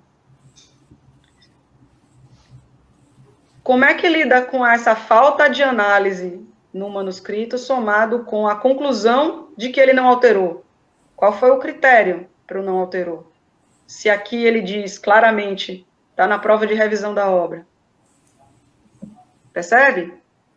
Aqui, não só não provou, porque não trouxe a prova de que essa etapa aqui não era o fim da obra, como a conclusão ficou capenga, né? Porque há esse conflito. Vamos agora no chat aí, coloca aí que a gente responde. Inclusive, a Ana Cristina Lima volta a perguntar, os capítulos 14 e 15 são de autoria do próprio Kardec, sua interpretação / seu entendimento, ou dos espíritos? Os capítulos 14 e 15 são da autoria de Kardec? Eu digo que sim. Por quê? Porque, na verdade, a gente não destrinchou a obra para buscar saber, capítulo a capítulo, o que é que Kardec fez e o que é que Kardec não fez, porque a nossa análise não é de conteúdo.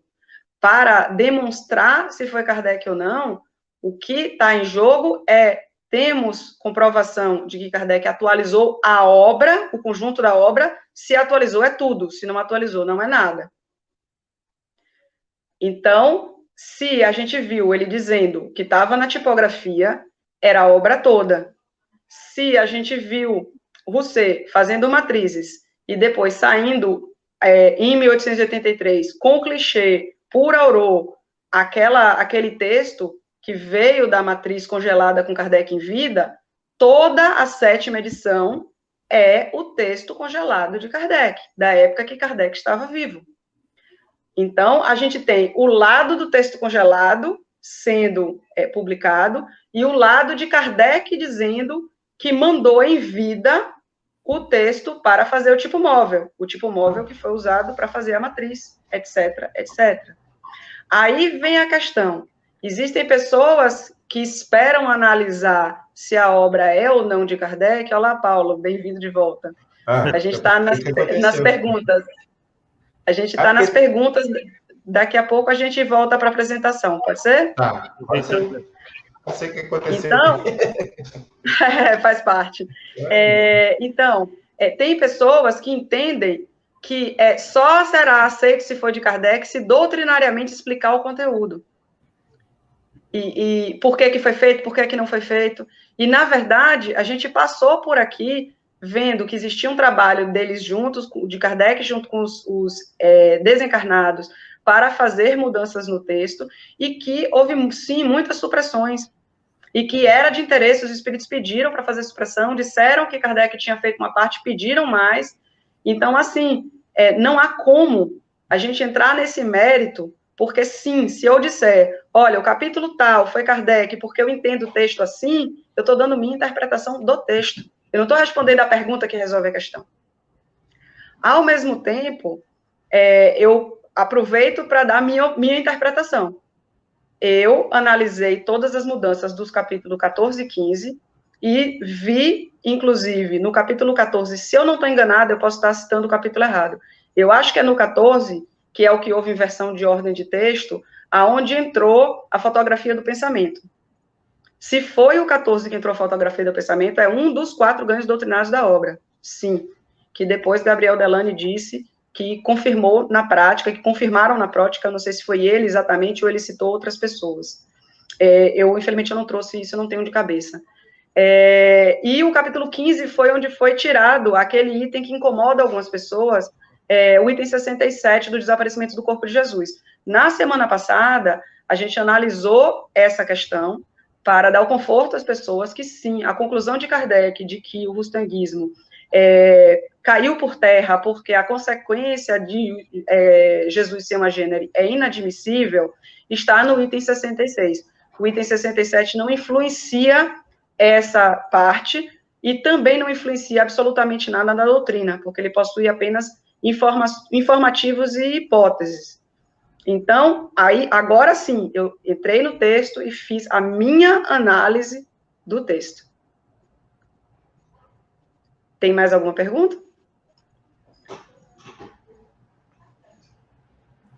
Não tem mais nenhuma pergunta. Pode seguir. Então, vamos seguir. Eu estava no próximo agora, depois do equívoco, o slide 116. Esse? Ok. Esse. Então, nós temos aqui... Arthur, você poderia tirar, por favor, a pergunta? Porque fica na frente do slide. Sim, aqui. Obrigada. Okay. Então, eu estou... esse mesmo. Não, é o Rousset confecciona as matrizes de agênese, 116. Você estava lá, logo depois do... Peraí, porque... é porque quando eu ponho em modo de tela, eu não sei qual o slide. Você não vê. Tá certo. Então, aqui nessa etapa, o que é que eu estou fazendo? Está tão corte e recorte que eu vou repetir para ficar claro para todo mundo. Eu volto no ponto da história, falo sobre o ponto e falo sobre o equívoco que aconteceu na pesquisa. Então, no final de 68, a gente chegou a essa conclusão. Você disse que fez as matrizes, que cobrou, etc. E a Amélie Boudet disse que, sim, essas matrizes existiam, em 73. Aí, o que é que... no próximo, a gente vai ver o que é que Simone Privato fala sobre isso. Rousset, o encarregado da confecção das matrizes e dos clichês, informou que, em 1868, fez as matrizes da Gênese, e que, no final do ano, Allan Kardec pagou por elas.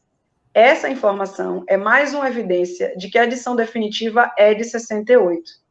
Com efeito, as matrizes são feitas quando já há o conteúdo definitivo da obra, uma vez que, na estereotipia, não é possível modificar o texto. se Allan Kardec quisesse que a obra fosse revisada depois de 68, não teria encomendado as matrizes. Veja que interessante. Tudo que ela falou aqui, a gente chegou a exatamente à mesma conclusão. Agora, o que é que ela não sabia e que fez ela achar que a versão definitiva de 68 era a 4ª edição? Ela não sabia que Kardec tinha enviado a nova edição atualizada para tipografia ainda em 68 e que em setembro já estava sendo impressa. Então, o que é que aconteceu aqui? Sim, é uma evidência de que a edição definitiva é a que aconteceu após essa modificação em setembro e que foi congelada na matriz, etc. É isso que a gente traz aqui.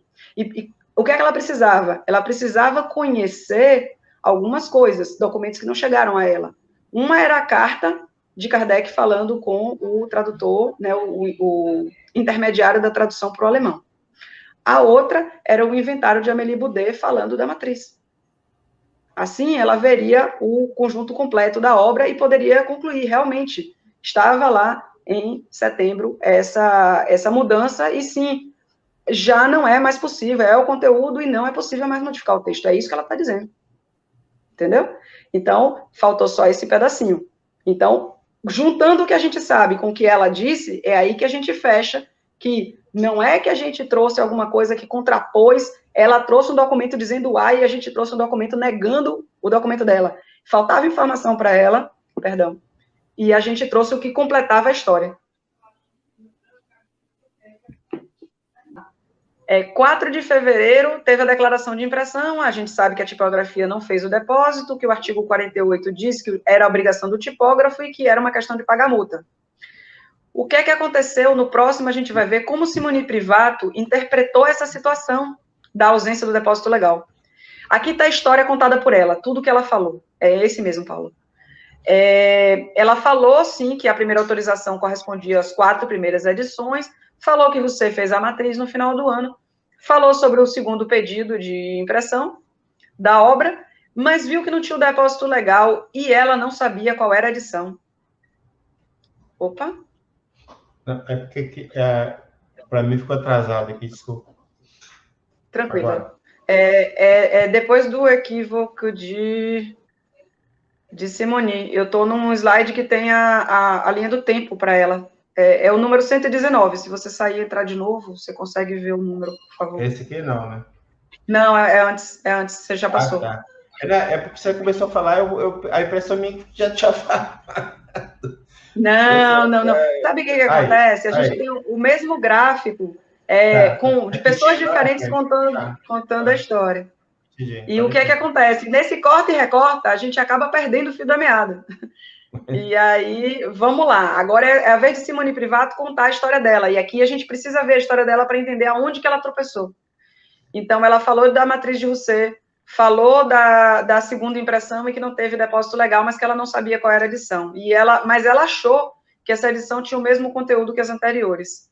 E o que aconteceu? Ela, então, interpretou que a mudança tinha acontecido só em 72, com a terceira impressão.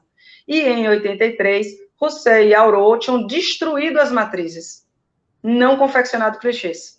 E a gente vai, então, ler nos próximos slides, eu vou pedir para você passar, para a gente ver o que Simone Privato disse e onde que está o equívoco. Ela disse que o registro da declaração de impressão de fevereiro de 69 se referia à impressão de exemplares com o mesmo conteúdo, e já autorizado e depositado legalmente. E aí ela chega na interpretação dela. Se tivesse sido feita alguma modificação no conteúdo da obra, previamente autorizado, teriam sido necessárias uma nova autorização e outro registro do depósito legal. Então, o que é que ela diz? Que só precisa fazer o depósito se tiver tido modificação no conteúdo. Ela foi quem trouxe o artigo 48 do decreto imperial, analisou o decreto imperial, os artigos que interessavam a ela, e o artigo do depósito legal, ela que escolheu mostrou o 48. E o artigo 48 não diz o que ela disse. Diz que os tipógrafos tinham que depositar cada obra impressa. Então, se existia outra lei que disse algo diferente, ela não trouxe. A mesma coisa que a gente viu ali no Paulo e no Lucas, a interpretação não casa, a conclusão não casa com o que foi dito, com o que foi trazido. Entendeu? ela deveria ter concluído aqui que, sim, o documento se refere à impressão que a gente não consegue saber, de um exemplar que a gente não tem, porque ela não achou o exemplar. Por quê? Porque ele era obrigado a depositar e ele não depositou. Essa era a conclusão baseada no fato que ela tinha, na lei que ela tinha. Né? Aí, continuando o próximo slide. A gente vai agora para Paulo. O que é que Paulo fala sobre a ausência do depósito legal, né? Aí ele diz, não há mais dúvidas quanto à adulteração, pois juridicamente os documentos oficiais confirmam. Ele afirma que ele tem documentos oficiais que confirmam. Aí ele diz, legalmente as obras alteradas e com depósito posterior à morte não são de sua autoria. A gente já viu que o alteradas, ele que tinha o documento e ele não conectou o documento ao fato de Kardec ter alterado.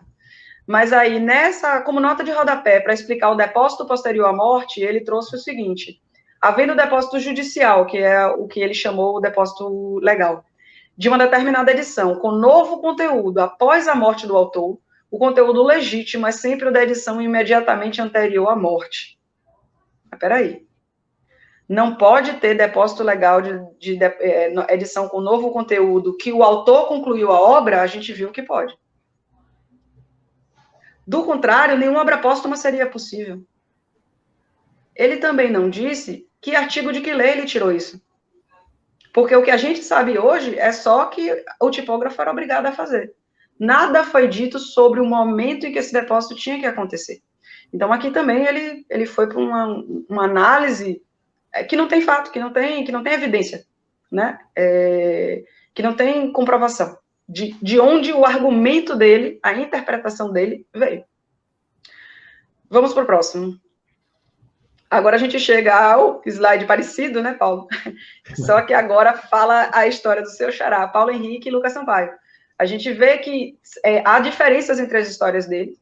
Ele fala sobre a primeira autorização, a primeira e a segunda e a terceira edição, em 68.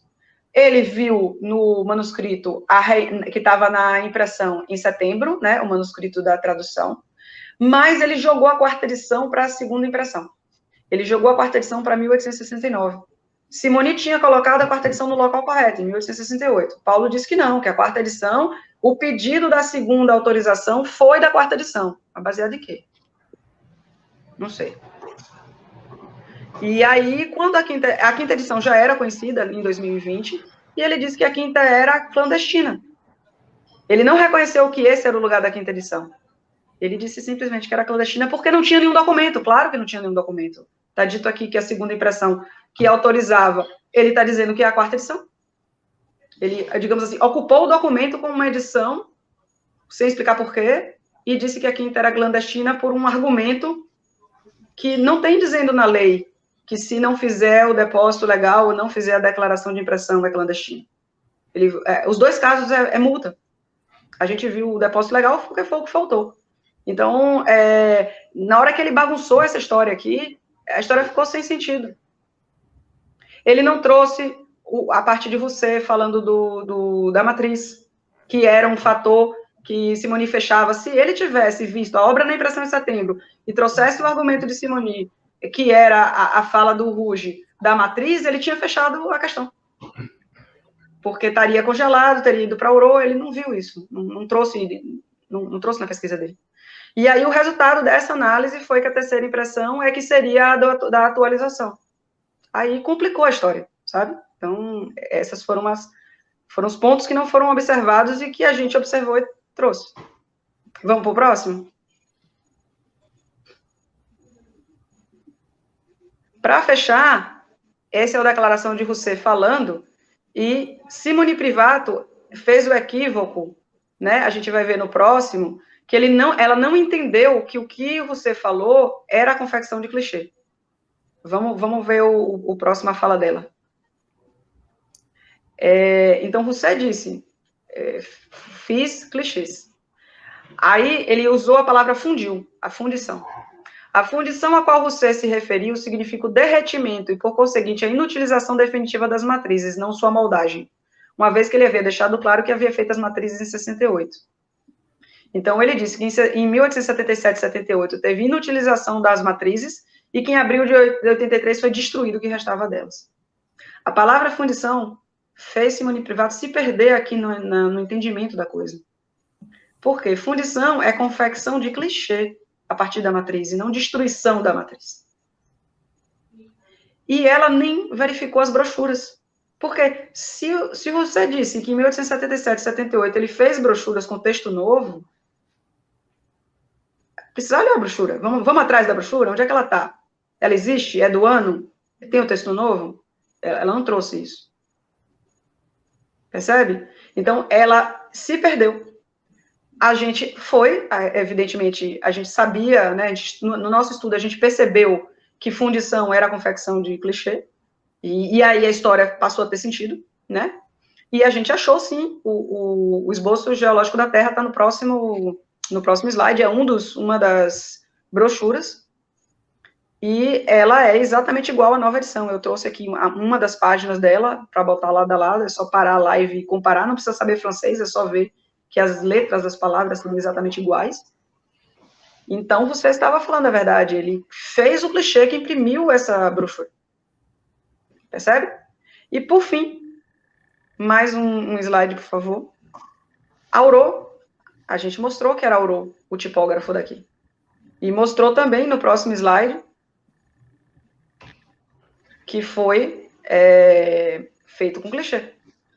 Qual foi a interpretação de Simony? Primeiro, ela não reconheceu que clichês foram feitos, ela achou que tinha sido destruição de matriz.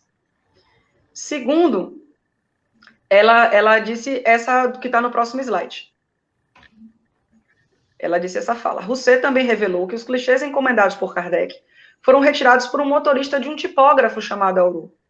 Chama a atenção o fato de que os clichês não tinham sido retirados por Rouget, que era o tipógrafo da obra, mas sim por um funcionário de outro tipógrafo. Ela não conhecia a edição de 83, a sétima, ela não conhecia quem era Aurô, e ela se perdeu na história também. Então, a Sociedade Anônima não chamou Aurô para declarar, não, porque Aurô já está lá em 83. Ele chamou quem fez lá em 69. Tampouco explicou por que o clichê encomendado por Kardec foi retirado por essa pessoa, por um tipógrafo que ela entendia que não era o responsável pela impressão. Mas era, a gente viu aqui que era. Então, faltou informação para ela. Faltou a sétima edição. Tudo que ela precisava para fechar essa história aqui era conhecer as brochuras e a sétima edição. E aí ela entenderia o que você tinha falado. E conectaria um texto com o outro. O que é que faltaria a ela? Por que ela não conseguiria fechar a questão? Porque ela ia ver uma matriz sendo feita em 68, com um clichê sendo feito em 83, imprimindo uma edição atualizada, sem saber que Kardec tinha terminado em 68. Porque quem achou o documento que demonstra que Kardec atualizou em 68 foi Paulo em 2020. Na verdade, o documento é do acervo de Canuto Abreu. Paulo publicou no livro dele, o acervo é da FEAL, né, tá na guarda da FEAL, e esse tempo todo ficou na mão de Canuto Abreu sem publicar, né? Então, quando ele trouxe essa informação, foi que a história terminou de fechar. Ela também não conhecia a quinta edição, etc. Então, eu chego agora no fim da história. E aí eu te pergunto, tem ainda alguma pergunta, antes de eu entrar no I agora? Não, nenhuma pergunta. Ok. Devemos ter aí os poucos heróis, volto a falar, agradeço a presença de vocês aqui até o final. Vamos então ver o que a gente faz no I agora. A história contada em 2017 estava incompleta. A palavra correta para o que aconteceu foi incompleta, faltava documento. E a adulteração, por isso, nunca foi comprovada, porque se tivesse a história toda, teria sido lida. E desde 2021, tendo toda essa história, a conclusão é que a Kardec atualizou a obra. Então, qual é a conclusão que a gente chega? Faz sentido continuar existindo nas livrarias uma primeira edição dizendo que ela é a última autêntica de Allan Kardec? A gente entende que não. Porque enquanto ela existir, a polêmica fica viva. Porque pessoas compram, pessoas usam, gera estudo de duas edições diferentes, em grupos de estudo, pessoas sem se entender, né? Nesse debate.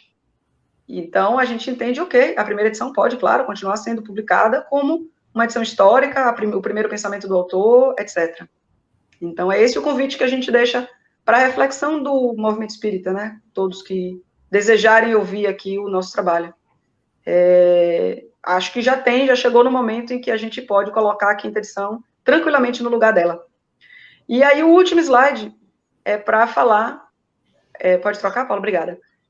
Para falar o seguinte, tem pessoas que gostariam, sim, de estudar detalhes, a gente viu perguntas sobre capítulos, tem pessoas que, sim, gostariam de estudar detalhes das duas obras, das duas edições, e elas podem fazer isso gratuitamente, e sem precisar sofrer olhando tradutores diferentes, sem saber se quem mexeu no texto foi o tradutor que usou palavras diferentes, ou se foi Kardec. O Obras de Kardec disponibiliza gratuitamente o texto inteiro da Gênese em português e em francês, lado a lado, com tudo indicado do que mudou, e a gente utiliza esse texto, e recomenda as pessoas a utilizarem, para conhecer o progresso da doutrina. A gente fez aqui junto um passeio, foi lá no século XIX, acompanhou Kardec fazendo coisas, quando a gente vê a obra lado a lado, e vê, estava assim, ficou assado, dá para ver a beleza de uma série de coisas que a gente não percebe se a gente está focando em outras coisas, como, por exemplo, usar o texto para tentar saber se Kardec fez a obra ou não, em vida. Então, assim, eu finalizo a apresentação e passo, então, a palavra para vocês, Arthur e Paulo. Maravilha, Luciana. Ao contrário do que você possa pensar, a audiência se manteve estável, mesmo com os problemas técnicos, está praticamente todo mundo aí que estava no início. Fico feliz, obrigada, gente, agradeço a compreensão. E agradeço por estar aqui interessado, querendo saber, independente de qual seja a sua opinião, a gente não está aqui para convencer ninguém, a gente está aqui para pedir reflexão. Eu tenho uma pergunta. Claro. Que dia que você vai publicar o livro disso? Poxa, você quer o dia? É claro. Eu posso falar o ano? O ano eu já tenho. Isso aí, tá bom. Menos pior. 2023, a gente espera ter o texto completo submetido à editora. Exatamente. E esse processo implica numa, digamos assim, em tudo tipográfico que você viu Kardec passar aqui, né? Uhum. Vai para um lado, vai para o outro, faz revisão, etc. Primeiro, né, tem toda uma aceitação, um casamento entre o autor e a editora, né?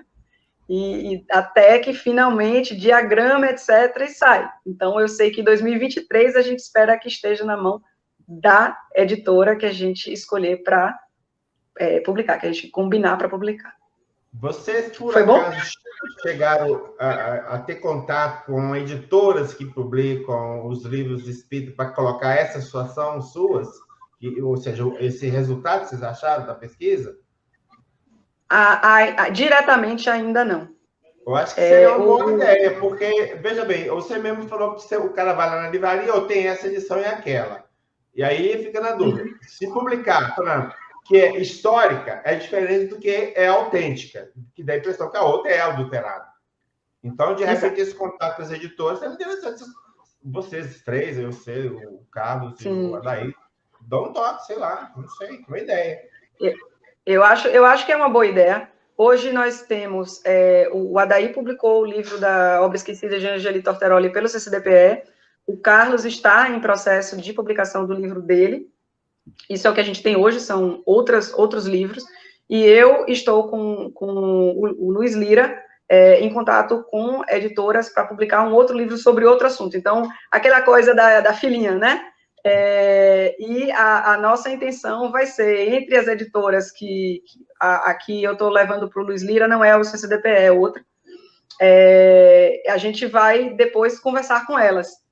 O que eu pude perceber é que, ainda que o conteúdo possa interessar, a editora ela só avalia quando a gente chega com um primeiro texto. Mas eu vou aproveitar para... eu vou aproveitar para propor, né? Vamos ver se a gente consegue já iniciar, né, a sementinha. Acho que valeu a sua ideia. Não, peraí ainda. A ideia que estou dando não é isso, não. Veja bem. Qual é? Veja bem.